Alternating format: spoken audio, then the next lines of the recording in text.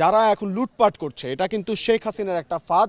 সে যেহেতু এখান থেকে চলে গেছে, তার যারা দোসর আছে এই দেশে আছে, তারা কিন্তু এখন লুটপাটটা চালাচ্ছে এবং তাদের প্রতি যারা ক্ষোভ ছিল দীর্ঘদিনের, তাদের মধ্যে একটা অংশ, একটা গোষ্ঠী, তারাও কিন্তু মাথা চাড়া দিয়ে উঠেছে এবং তারা কিন্তু সহযোগিতা করছে এই ভাঙচুর লুটপাটে।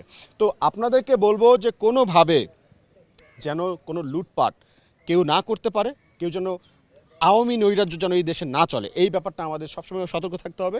এবং প্রত্যেকটা মানুষ, আপনারা আপনাদের এলাকায় যদি দেখেন এরকম লুটপাট নৈরাজ্য চলছে, তাদেরকে ধরে আপনার নিকটবর্তী পুলিশ স্টেশনে দিয়ে আসুন, আর্মি ক্যাম্পগুলোতে দিয়ে আসুন এবং তাদের চেহারা মনে রাখুন, তাদের ছবি তুলে রাখুন, বিভিন্ন ভিডিও ফুটেজগুলো আপনারা কালেক্ট করে রাখুন। আমরা অতি দ্রুত তাদেরকে বিচারের আওতায় নিয়ে আসবো এবং উপযুক্ত শাস্তি তাদেরকে প্রদান করা হবে।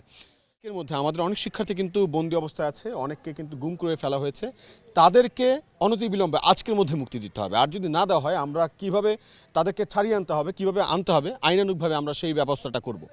এটা হলগুলো কিন্তু খুলে দেওয়া হয়েছে, হলে সব রকম পানি, বিদ্যুৎ ফ্যাসিলিটিস দেওয়া আছে এবং শিক্ষার্থীরা কিন্তু আছে, আনন্দপূর্ণভাবে অবস্থান করছে এবং আমরা সবাই একসাথে হলে থাকবো। আমাদের হল যেন এক রাক্ষস থেকে আমরা মুক্ত করেছি আমাদের দেশ, অন্য কোনো রাক্ষস যেন এসে আমাদের এই হলকে আবার দখল নিতে না পারে, এই ব্যাপারে আমাদের সোচ্চার থাকতে হবে। এবং এখনই সকল শিক্ষার্থীকে বলবো, আপনারা ঢাকা বিশ্ববিদ্যালয়, রাজশাহী বিশ্ববিদ্যালয়, চট্টগ্রাম বিশ্ববিদ্যালয় সহ যত রকম বিশ্ববিদ্যালয় আছে, বিশ্ববিদ্যালয় হলগুলোতে আছে, আপনারা হলে উঠে যান এবং হলে চলে আসুন। আমরা উদযাপনটা তো আমাদের করতে হবে, সেই জন্য অন্তত আমাদের হলে আসা উচিত। আমাদের দেশকে সুন্দরভাবে গঠন করতে হবে, আমাদের সিদ্ধান্ত নিতে হবে।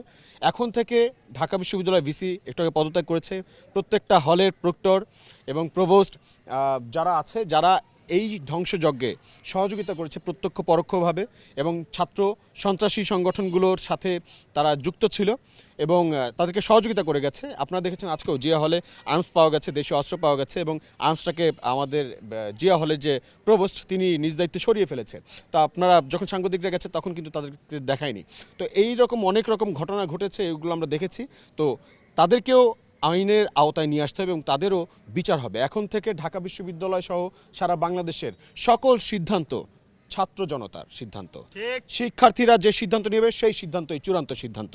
এখানে বাইরের কেউ কোনো হস্তক্ষেপ করতে পারবে না এবং কোনো দল, কোনো সংগঠন, কোনো সন্ত্রাস গোষ্ঠী এইখানে আর কোনো হস্তক্ষেপ করতে পারবে না। এবং যদি রাজনীতি চর্চা করতে হয় তাহলে ছাত্র সংসদ নির্বাচনের মাধ্যমে, ডাকসু নির্বাচনের মাধ্যমে এবং বিশ্ববিদ্যালয়ের যে ছাত্র সংসদ, সেটা নির্বাচনের মাধ্যমে, শুধুমাত্র হল সংসদ নির্বাচনের মাধ্যমে যদি হয় রাজনীতি চর্চা করা যায়, তাহলে শুধুমাত্র এই ঢাকা বিশ্ববিদ্যালয় সহ অন্যান্য বিশ্ববিদ্যালয়গুলোতে রাজনৈতিক চর্চা চলবে। এছাড়া কোনো দলীয় লেজুর ভিত্তিক কোনো রকম সংগঠন বা নিষিদ্ধ সংগঠন বা কোনো রাজনৈতিক সংগঠনের মদতদাতা বা মদতপুষ্ট কোনো সংগঠন এই বিশ্ববিদ্যালয়গুলোতে আশ্রয় পাবে না, কোনো শিক্ষা প্রতিষ্ঠানে আশ্রয় পাবে না। এবং ছাত্র জনতার যে অভ্যুত্থানে আপনারা দেখেছেন আজকে আমাদের যে প্রাথমিক বিজয়, আমরা কিন্তু এখন পর্যন্ত এটাকে চূড়ান্ত বিজয় বলছি না।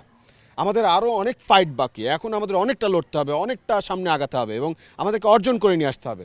এবং তাই সবাইকে বলবো, সবাই হুঁশিয়ার থাকবেন, সাবধানে থাকবেন এবং সকল বিশ্ববিদ্যালয়ের শিক্ষার্থীকে, সকল শিক্ষা প্রতিষ্ঠানের শিক্ষার্থীদেরকে বলবো, আপনারা বিশ্ববিদ্যালয়ে চলে আসুন, হলগুলোতে চলে আসুন, আমরা একসাথে থাকবো, একসাথে আমাদের দেশটাকে সুন্দর করে সাজাতে হবে আমাদের।